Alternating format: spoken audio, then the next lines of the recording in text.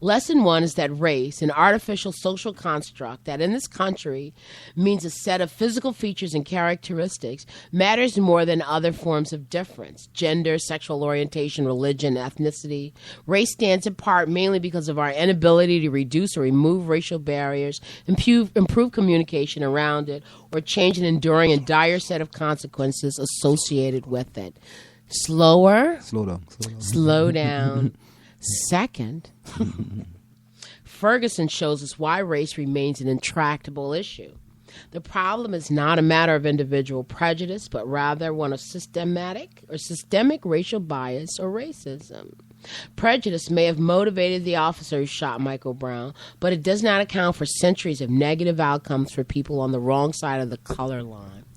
And third, Ferguson demonstrates that how we talk or don't about race reflects and reinforces institutionalized racial bias and its consequences. Simply expressing our opinions does not advance understanding because opinion keeps racial discourse at a level that is both superficial and inflammatory. So let's look at the factual basis for my claims. Race is a difference. Other historically oppressed groups in the United States have seen dramatic improvement in their circumstances. Women have slowly but surely won a series of victories that have brought them increasing parity both in the... No, do you agree with that? Women have slowly but surely won a series of victories that have brought them increasing parity both in the workplace and as legally recognized equal partners in the home. Do you agree with that? Yes, I mean everything is not perfect, but sure, that's true, right? Yes, but in the sense that, yeah. But has it affected black women equally, as opposed to white women? Let me look. Women have slowly but surely won a series of victories that have brought them increasing parity in the workplace. Yeah, becoming in parity with men. And, well, no, because women make less than men on average. No, it has brought them increasingly in parity. Yes, it's getting better, but it's not perfect. Okay, but would you say that black women have been on parity with white women? I think black women surpass white women. Really? No. I mean, and I don't know. I mean, I would have to look at that. It's not about what I think or feel. I would have to look at it in a statistical way to answer that. You don't think there is? I mean, anyway, yeah. All right, go ahead. Well, I mean, I work for the government, so it's hard for the government to discriminate against people. It's illegal. It's what?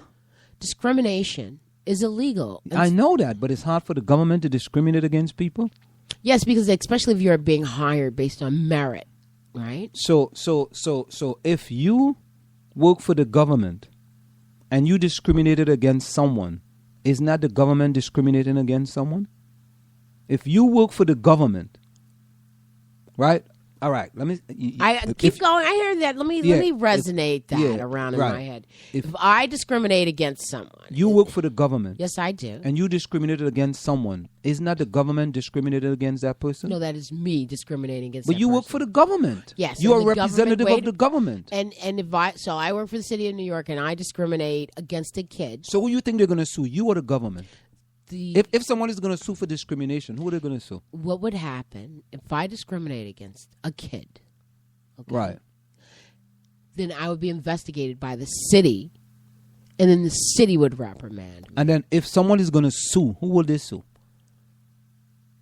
They ain't getting none from you if they sue you. No. It depends on what it is. But no, but think about it. Who are they going to sue? The city would get sued. Right, so what are they going to get from you? They're not going to get... They would get some coconuts from me. That they get right, nothing. You get some iced tea maybe. Let's keep some chitlins. All right, here we go. But do you see the point? If you work for the MTA... But you're taking this beyond... This is not beyond. This is exactly what it says. It says that they are at parity. Women have slowly but surely won a series of victories. All right, keep going. Thank you. A growing number of states have legalized same-sex marriage and extended the same financial benefits to same-sex couples that are enjoyed by heterosexual couples. Yet the quality of education, mental, physical health, legal protection, and other rights, services, and outcomes remain remarkably inferior for blacks, Latinos, Native Americans, and other oppressed because of their skin color. Black American adults report, on average, more incidents of racism than other racial minority groups and suffer well-documented psychological stress as a result. Do you think that? Do you feel stressed out as a black person? I stay happy. Okay. Listen, I read the book The Power of Positive Thinking by Norman Vincent Peale. And I also read the book The Magic of Thinking Big by Dr. David E. Schwartz. And all the time, happy. Okay. You know. Well, because maybe you are beyond all that. I felt stressed out as a result of just being black. And sometimes I wonder if this is a stress that black people feel. Why would you carry that on yourself, though? Why would you put that up on yourself? It's because you're black to be stressed out, though. Yet among the 52 examples of stresses she just ignored me listed, you're stressing me out as a black person. Yet among the 52 examples of stresses listed in a recent edition of the American Psychiatric Association's Diagnostic and Statistical Manual of Mental Disorders, race was not mentioned and discrimination was noted only once. Mm-hmm. Racial bias is powerful because it is systemically institutionalized. Our society views race as a set of permanent, heritable characteristics that include temperament, behavior, and ability. If you belong to a racial minority, all the things that are thought of about people of that group are thought about you. What do you think about that? Say that again. All the things that are thought about people of that group are thought about you. Which one are you under?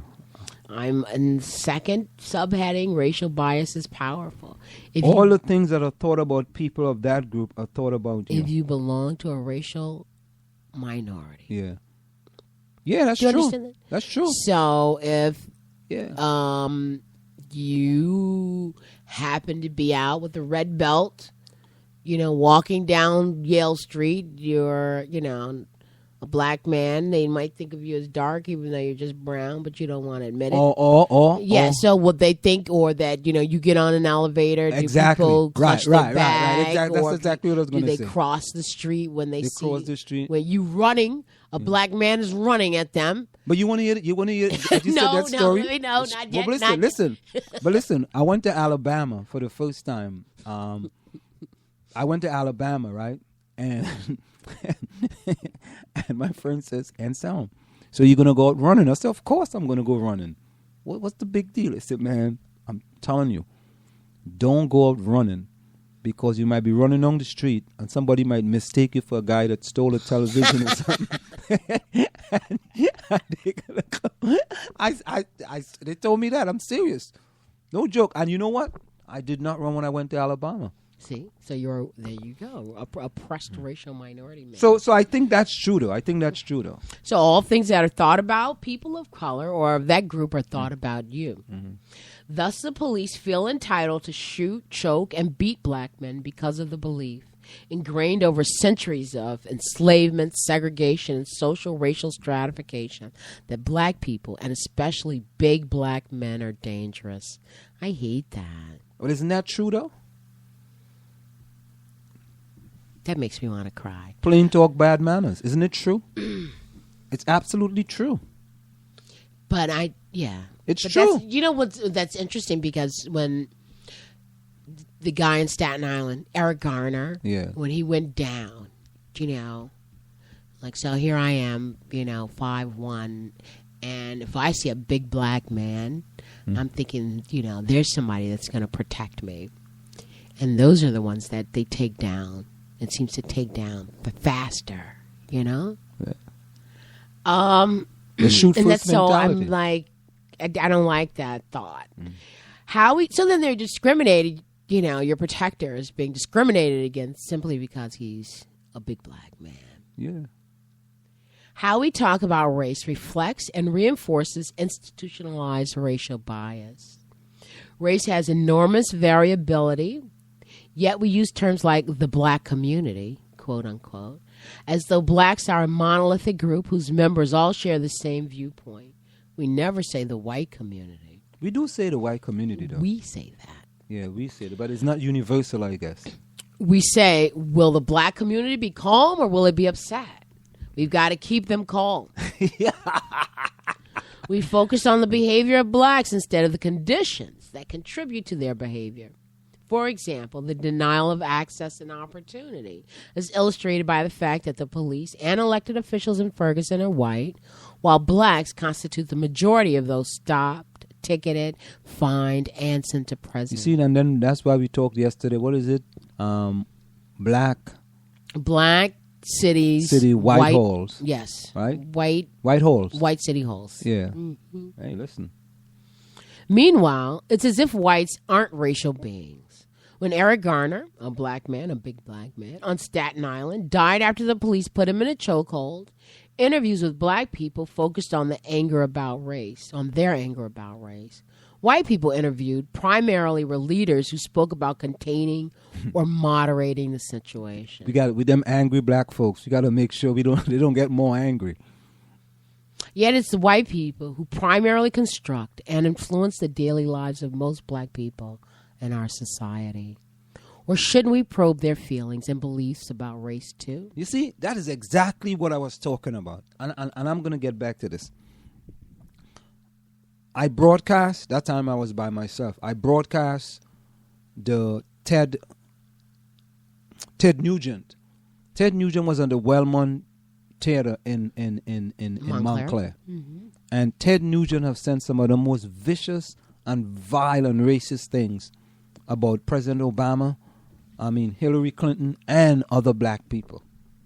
And the marchers outside, right, didn't reflect the community of Montclair. No. Or it was predominantly white. Right. And I'm saying that, where are the other people of color? Maybe they just don't know about Ted Nugent, or maybe they're absent, or maybe we have other. You said the concert goers or the demonstrators? No, the demonstrators. Okay. The concert goers, of course they're white. Right. But the demonstrators were it wasn't a diverse crowd. Again, it keeps going back to the same idea of political participation, which again we had yesterday. This conversation was going to be an ongoing thing, is hot theme, and how do you get more black people to come out and be aware of things that are happening against us in this community, or and beyond? How do we get people out? Mm-hmm. And this was my discussion with my students today. How does that happen? How do we get people out to know that they have to belong? We got to keep talking about it. Yes, we got to keep having those discussions. But you agreed that if you're not, what does it mean to be a community? And is there such a thing as a black community? Especially yesterday when we were talking about it. And you're a community member if you own a home. But it's not just about home ownership. What makes up a community? Maybe that should be defined first, eh? I'm almost done with this. So, construct blah blah. We prefer to discuss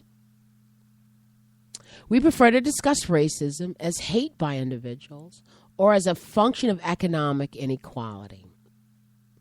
With that result, that the meaning associated with race and racism is dismantled and fragmented. That's right. When we talk about Ferguson in 2014 or Los Angeles in 1992 or even Newark in 1968, we don't talk about institutionalized racism as a component of what happens or why they are upset. Rather, we worry that they are out of control. We recite the sad litany of names of other young black men, Trayvon Martin, Amadou Diallo, Ronald Madison, Sean Bell, but we focus on these killings as isolated events. I don't know who does that. Meanwhile, the list continues to grow until we acknowledge that we all have race and that we vary within racial groups in how we understand our race, and that racism hurts and harms people emotionally. The numbers will continue to be too great for any of us to bear. Yeah, you can. You know, I just as you read that article, I just pulled this up, and you know, I want to play this one right here because I think this is important. You just talk about institutions.